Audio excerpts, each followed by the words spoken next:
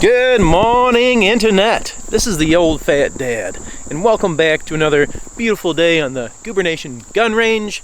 Today we're going to be looking at another ammo manufacturer's claim to have created a self-defense ammo for the 22 LR. We're going to go to the table, check it out. Is it a contender or a pretender? And here is our new contender, the Winchester Silvertip. Now, it is a little bit different than the punch we tried in the past. It's 37 grains, and they're claiming that it's going to go 1060 out of a 3.5 inch barrel. Another interesting thing to note about this ammo is that it's segmenting. So the idea behind it is going to hit the intended target and break into a bunch of pieces really quickly that are going to go in all different directions, wreaking havoc on whatever it hits. This is very different from the punch ammo we've been looking at previously. This guy is designed to go fast, hit hard, stay together, and penetrate as much as possible with that single solid bullet. Two very different takes on 22 LR self-defense ammo. So let me show you what we're going to be doing. I've got the Taurus TX22, and I've got the snub-nose Heritage Rough Rider. The Rough Rider has a 2-inch barrel, we've got a 4-inch barrel in the Taurus. The Winchester says it wants a 3.5-inch barrel, which is kind of a weird size, but we've split the difference here. And then we're gonna shoot the old small game simulator, as well as our ballistic modeling clay, to get an idea of what kind of damage this Winchester ammo is gonna do. Let's take a close-up look at these new bullets.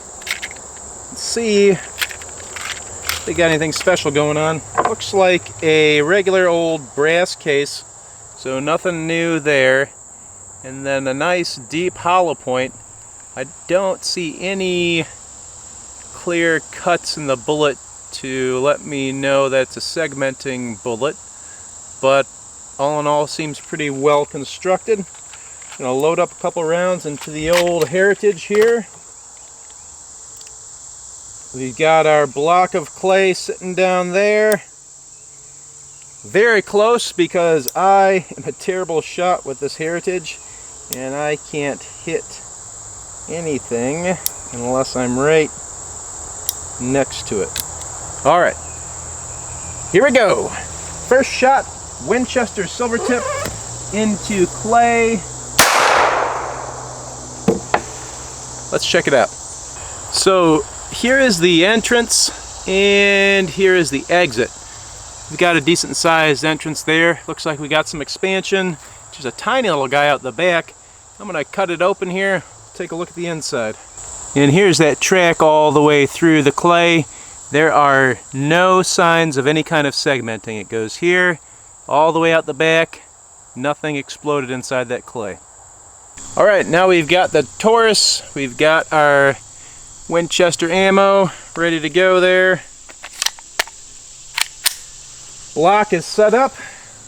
Let's see if we get better results from the 4-inch barrel. Here we go. So here's our entrance, and here is the exit. Looks pretty similar to the Heritage. Decent expansion up front, and tiny little hole out the back. I'm going to open it up and see what the inside looks like. Okay, right away, a much different story than with the Heritage. So here is our one side of the track, and if you can look inside there, right, oh, let's see, where is he? He's right there. Right there is one piece of a bullet that fragmented.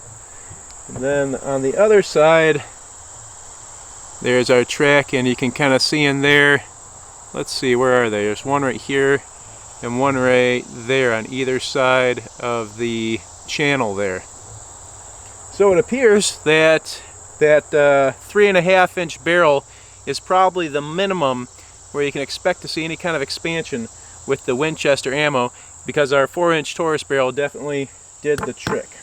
When I saw that Winchester Silvertip ammo, I immediately thought of another type of ammo I've tested a bunch of times in the past, and that is Browning's BPR ammo, and this is also a 37 grain fragmenting bullet. So I think we're seeing a lot of similarities. Just it doesn't have that silver look to it. It's just kind of that copper washed, typical 22 LR type bullet. But it looks like it's a very similar type of round to the Winchester Silvertip. So we've got another piece of clay set up. Get the old Taurus loaded up, because that seemed to be the ideal barrel length for getting the Winchester work. We'll test the Browning under the same conditions here, and we'll see how it does. Here we go. So there is one big difference that I can tell right away between the two. I'll let you see for yourself. Here is the entrance, and there is no exits here anywhere. The expansion here in the front seems to be a good bit larger right on the inside. Can't really see it with the camera, so let's cut it open and we can take a better look at it. And here is one side of that shot, and you can see a piece of fragment right in there. And here's the other side, and there is again fragment paths going off to the side and down the middle and on the other side, and you can even see there's a little bullet fragment sitting right there. It would appear that the Winchester ammo is going to penetrate farther than this Browning BPR, but the Browning ammo is putting out a lot more damage up front, I think. Let's go take a look at all the bullets that I recovered. I doubled up my blocks and took a couple more shots so I could recover these bullets. Here is the Heritage Rough Rider recovered bullet, and we did see some segmenting after all, but it was more like the little bullet fragments kind of broke off right at the end and left this base behind. So the base is pretty undamaged, and the little fragments just kind of fell apart off that base when I recovered it. Now here is the Taurus TX22. Again, this is the Winchester ammo, and that base that I recovered has a lot of expansion on it compared to the Heritage Rough Rider. So we did get expansion on that base, and then we got our little pieces that came off as it traveled through the clay. And then finally here is that BPR, and this base is the most expanded of them all. You can see we got a big old flat face on the front of that. And then there are the segmented pieces that came off, and they came off pretty violently and went in different directions from the base, and you could see a lot more expansion from these two. Although you did not get as much penetration with the BPR. Since we didn't get the best performance out of the Heritage Rough Rider with its tiny little barrel, we're going to go ahead and do our small game simulator test with the Taurus only.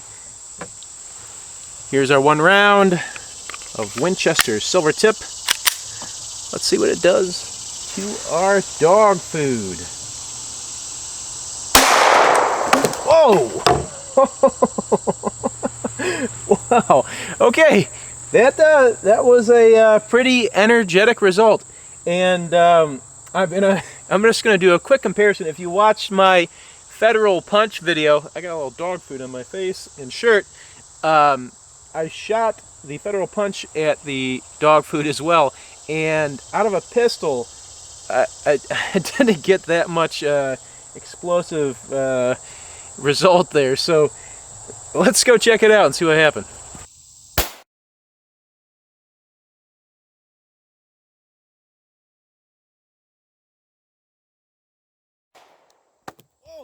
Well, one of the things I really love about using the small game simulator, besides the amazing splash of dog food you get when you hit it, is that you can really see, especially with the segmented ammo, if it's working or not. So, entrance with the Taurus TX22 and Winchester Silvertip, and then here is the exit. And as you can see, we've got 1, 2, 3 separate holes going through the back there. So the bullet definitely performed like advertised in the small game simulator. Alright, I got one round of the old BPR loaded up, ready to go. What's the difference gonna be? Let's find out. Oh man. The dog food is flying today. Okay, so both rounds definitely give you a little bit of a dog food bath. Not as bad as out of a rifle, but I think that both these rounds definitely did more than the Federal Punch. Let's go check out the can. Find out.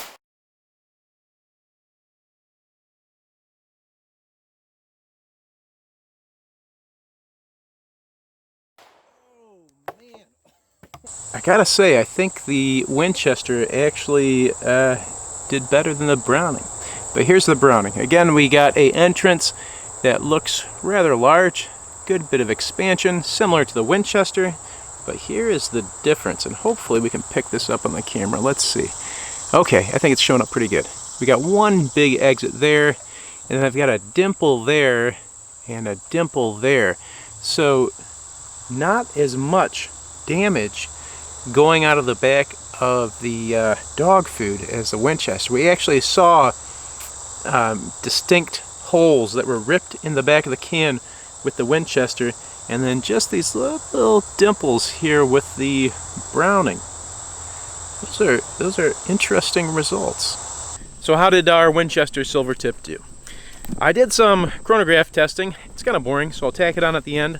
The results were, though, that the Winchester Silvertip out of the Heritage Rough Riders tiny little 2-inch barrel went about 946 feet per second, and then out of the 4-inch barrel about 1064 feet per second. So it's not too far off what the box is claiming, but the real interesting thing is our terminal performance.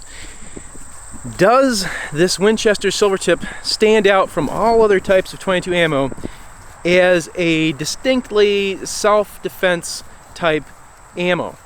I'll let you decide for yourself on that one. I'm going to say, though, that I didn't see anything that makes me say this is a wildly different type of ammo, technology of bullet, than anything else I've ever seen. It does some good stuff. I like the segmenting. It seems to provide some benefit that a regular old hollow point maybe wouldn't, but is it so much better than the other segmenting stuff on the market? I don't know. It has a little bit more penetration, I think, but the damage up front isn't so spectacular that I'd say it's wildly different. I'm interested, though, in hearing what you think. Put a comment down below. Let me know if you think this is the next best thing for 22 LR self-defense ammo, or if it's total dud, or somewhere in between.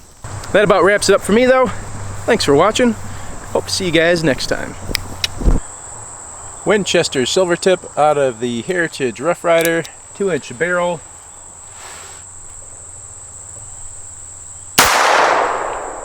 $9.95, $9.33, $9.41, $9.42, $9.19. Winchester Silvertip out of the Taurus TX22, 4-inch barrel.